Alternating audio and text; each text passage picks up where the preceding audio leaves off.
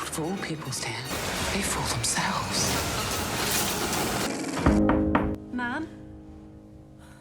They're waiting for you. Et vous pensez que l'amour, c'est mieux que la vie? Maintenant, oui.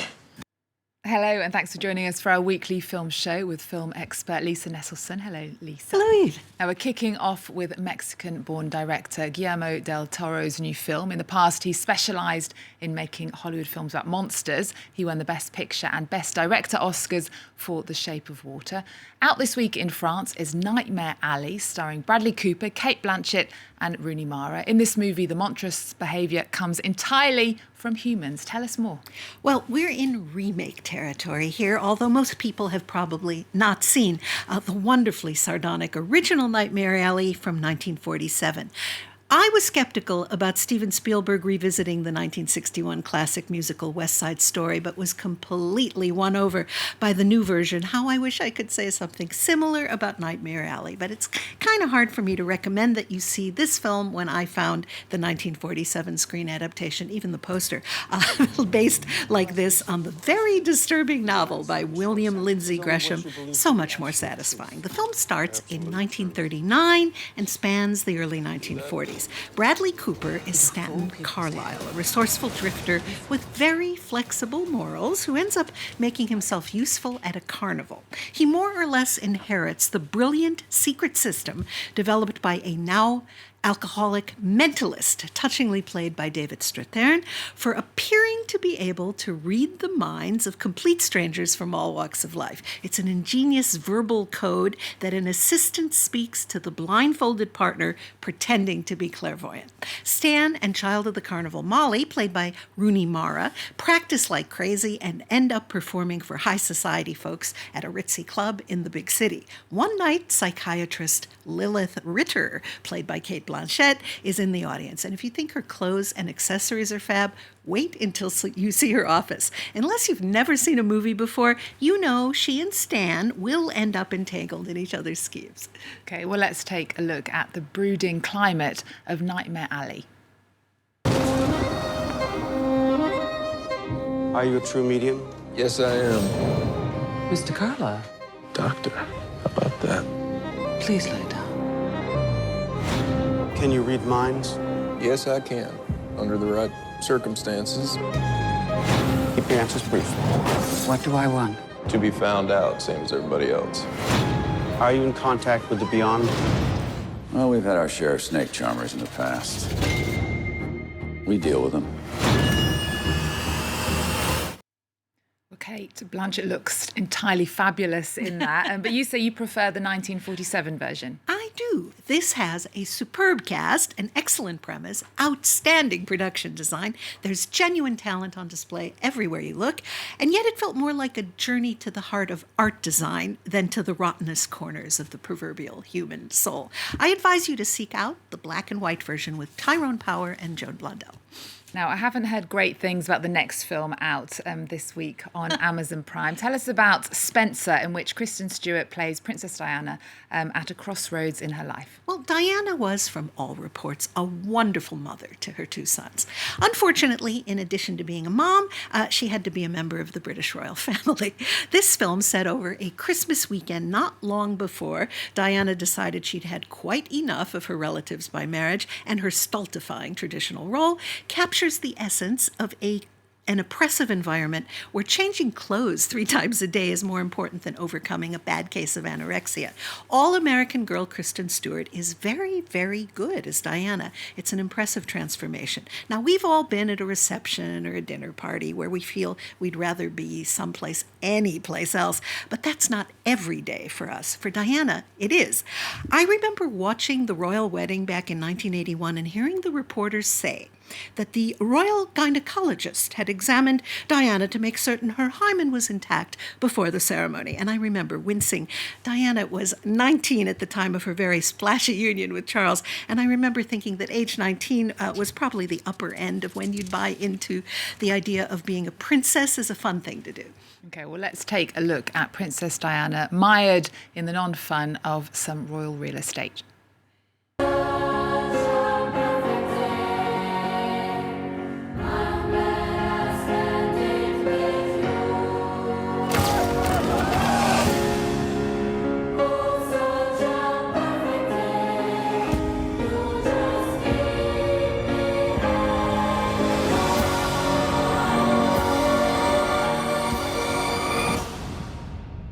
everything. They dared.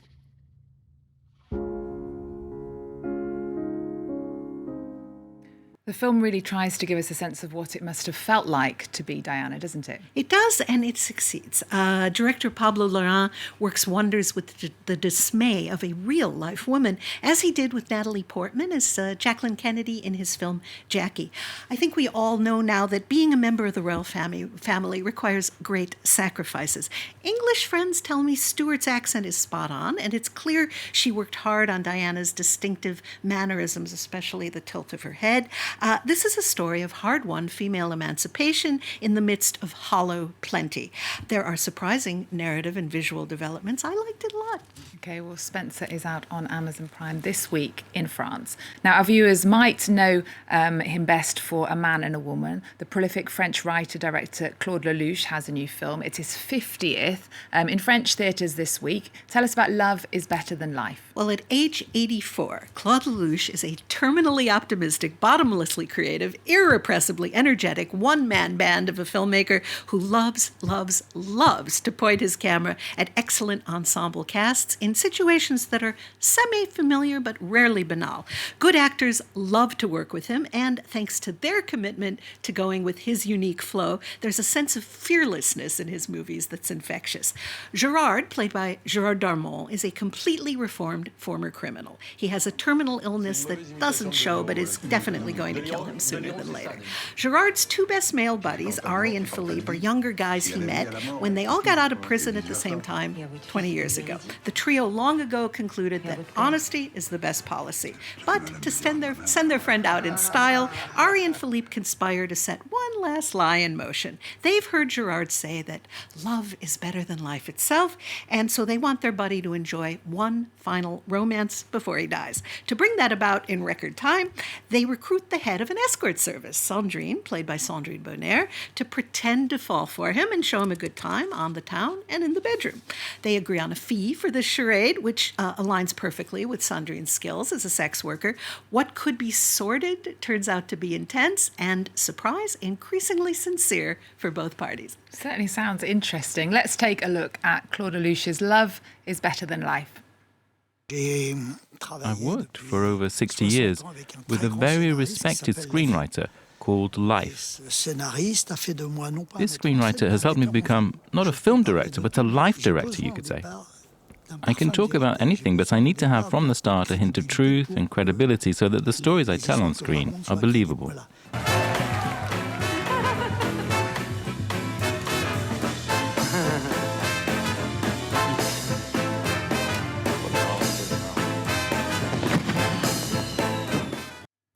This is Claude Lelouch's 50th film, and he has no plans to stop, does he? Well, yeah, like I have no plans to stop breathing anytime soon. While the movie definitely stands on its own, Lelouch conceived it as the first installment of a trilogy. And at the end of the film, he comes right out and says, via words on the screen, that if audiences like this one, he'll keep on going, and if they're bored, he'll stop. I find that both hilarious and admirable. He's his own producer, as well as writer, director, cameraman, so he makes the call. Go see it.